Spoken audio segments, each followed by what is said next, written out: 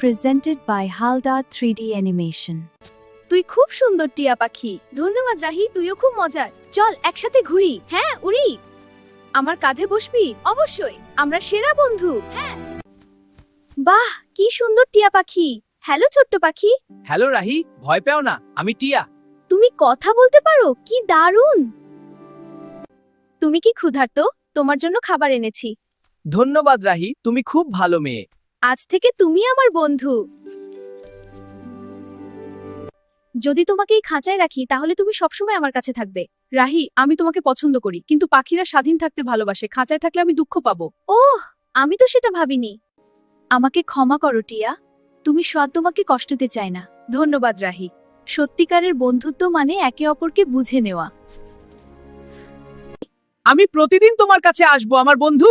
আমি সবসময় তোমার অপেক্ষায় থাকব।